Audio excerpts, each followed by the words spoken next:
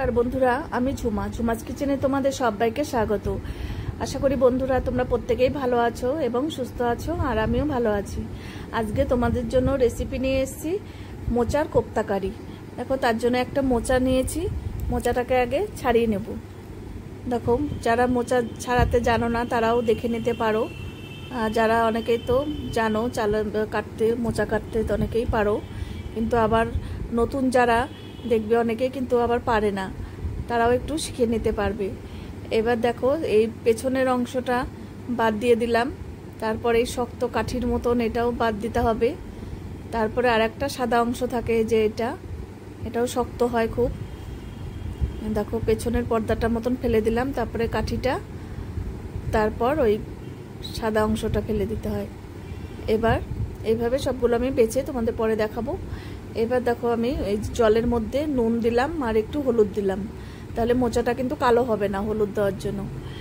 এবার দেখো, মোচাটা পুরো ছাড়িয়ে নিয়েছি। এবার ভেতরের অংশটা কিন্তু আর ছাড়াবো না, ভেতরের অংশটা খুবই কচি হয়। এবার চাকু দিয়ে ওপরটা দেখো আমি এইভাবে কেটে নেব। চাকু দিয়ে একদম কুচি কুচি করে এইভাবে করে নেব। তারপর দেখো এইভাবে কেটে নেব।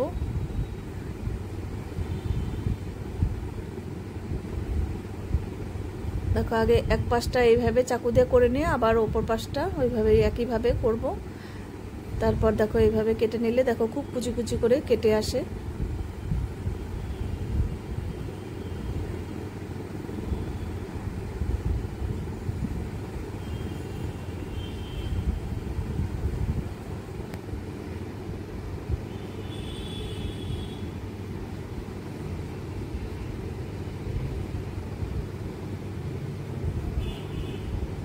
ঠিক একইভাবে সব পুরোটাই আমি কেটে নেব।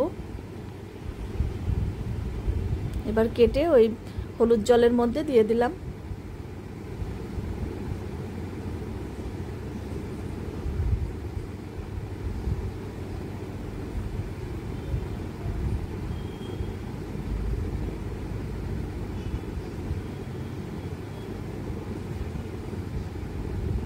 এবার কড়াইয়ে দেখো নুন দিয়ে দিলাম অল্প। এবার মোচাগুলো দিয়ে দেব, সেদ্ধ করে নেব। দেখো, মোচাটা কিন্তু কালো হয় নাই হলুদ দেওয়ার কারণে।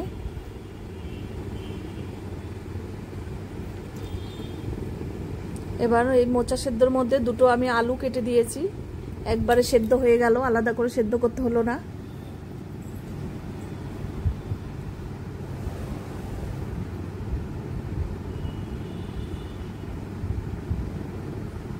এবার ঠান্ডা করে নিয়েছি, দেখো জলটাকে ছেঁকে নিয়ে তো ঠান্ডা করে নিয়েছি। এবার নুন দিয়ে দিলাম অল্পই দিতে হবে নুন, যেহেতু সেদ্ধর সময় নুন দেওয়া ছিল। এবার দিলাম জিরের গুঁড়ো 1 চামচ। এবার নারকেল কোড়ানো দিলাম 4-5 চামচের মতন।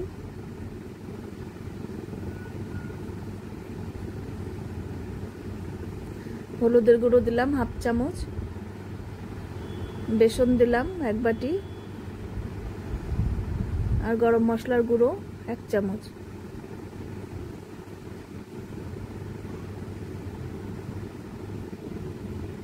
এবার সব উপকরণ দিয়ে এবার ভালো করে মেখে নিতে হবে। এই আলুটাও একসাথে মেখে নেব, আর অল্প চিনি দিয়ে দিলাম।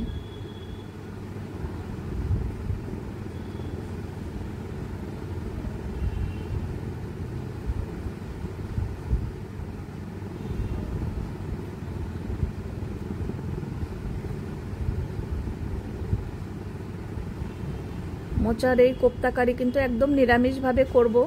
তোমরা চাইলে নিরামিষের দিনেও কিন্তু এটা করে নিতে পারবে। খুবই সুন্দর একটা রেসিপি। আর কলার যে কোনো আইটেম খেলেই দেখবে, মোচা বলো থোড় বলো, সব কিছু কিন্তু ভীষণ উপকারী।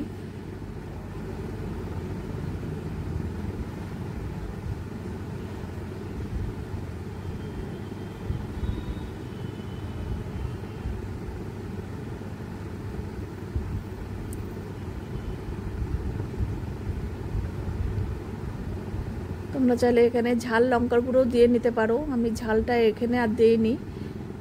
যারা ঝাল বেশি খাও তারা এর মধ্যে একটু দিয়ে নেবে। আমি একবারে ঝোলের মধ্যেই ঝালটা দেব।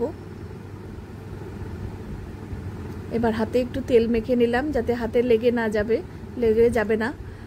এবার দেখো, এবার আমি কোপ্তাগুলো শেপে দিয়ে নেব।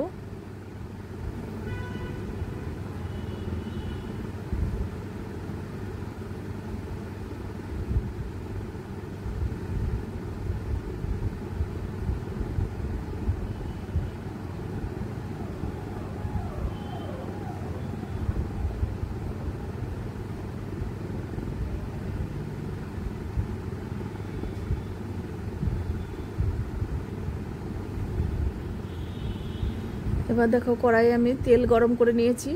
এবার কোপ্তাগুলো দিয়ে ভেজে নেব।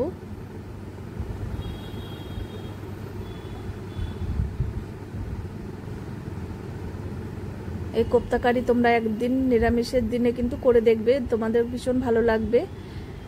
আর তোমরা যদি ইউটিউব থেকে দেখো চ্যানেলটিকে সাবস্ক্রাইব করো, আর ফেসবুক থেকে দেখলে পেজটাকে ফলো করো, তাহলে আমি যখনই যা নিত্য নতুন ভিডিও ছাড়বো তোমাদের কাছে সঙ্গে সঙ্গে পৌঁছে যাবে। এবার দেখো কোপ্তাগুলো আমি লাল লাল করে কিন্তু ভেজে নিয়েছি। গ্যাসের ফ্লেমটা একটু কমিয়ে দিয়ে ভেজে নিতে হবে, নাহলে ভেতরটা কিন্তু কাঁচা থাকবে। এবার দেখো আলু ডুমো ডুমো করে আমি কেটে নিয়েছি, দুটো আলু। এবার আলুগুলোকে ভেজে নেব।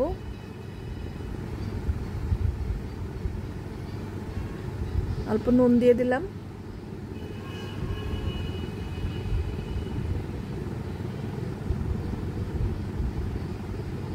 এতটা তেল কিন্তু লাগবে না, তেল আমি উঠিয়ে নেব। বড়া ভাজতে কিন্তু ভীষণ তেল লাগে, সেই জন্য তেলটা বেশি দিয়েছিলাম। এবার তেলটাকে আমি অনেকটাই উঠিয়ে নিয়েছি।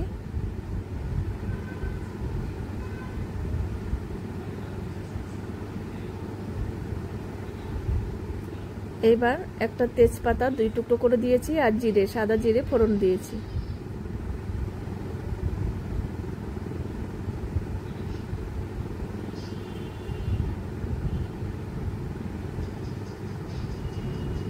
এবার একটা টমেটো ডুমো ডুমো করে কেটে দিয়েছি।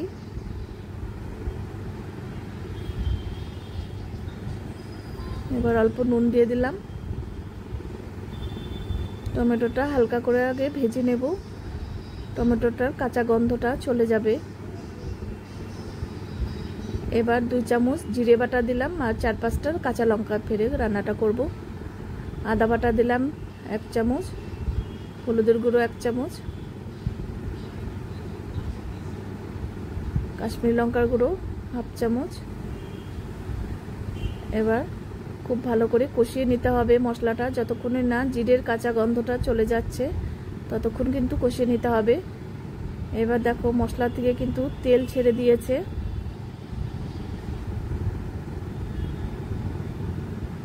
এবার দেখো আমি জলটা আগের থেকেই গরম করে নিয়েছিলাম। ঝোলের জন্য জল কিন্তু সবসময় গরম করে নিলে ভালো হয়, ঝোলটা টেস্ট হবে।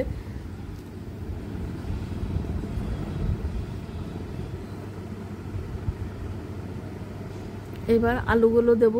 কোপ্তাটা কিন্তু পরে দিতে হবে, আলুটা একটু শক্ত আছে, সেই জন্য আলুটা আগে সেদ্ধ করে নেব, লাস্টে কোপ্তা দিতে হবে। নাহলে আগে কোপ্তা দিয়ে দিলে দেখবে গলে একদম নষ্ট হয়ে যাবে, ঝোলটা ঘ্যাট হয়ে যাবে, সেজন্য পরে দিতে হবে। এইবার দেখো কোপ্তাগুলো দিয়ে দিলাম।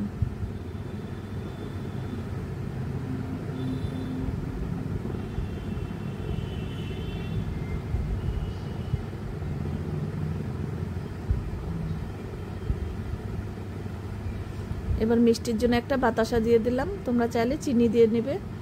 আর 1/2 চামচ ঘি দিয়ে দিলাম। ঘি দিলে দেখবে নিরামিষ রান্নায় ভীষণ সুন্দর একটা টেস্ট আসে।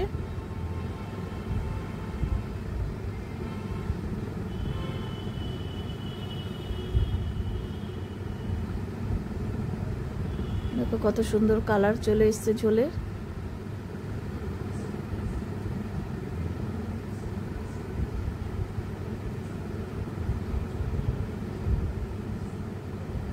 এবার গরম মশলার গুঁড়ো দিয়ে দিলাম 1/2 চামচ।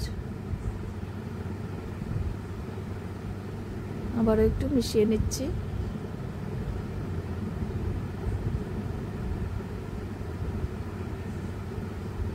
এবার নামিয়ে নেব। কোপ্তা কারি একদম রেডি। এবার একটা বাটিতে সার্ভ করে দিচ্ছি।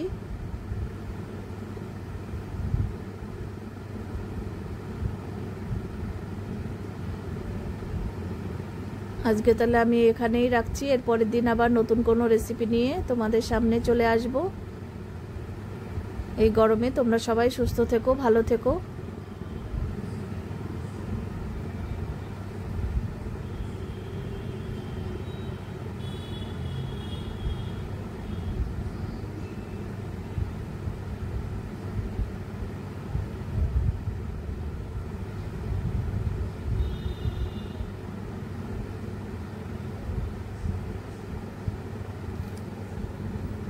টাটা বন্ধুরা।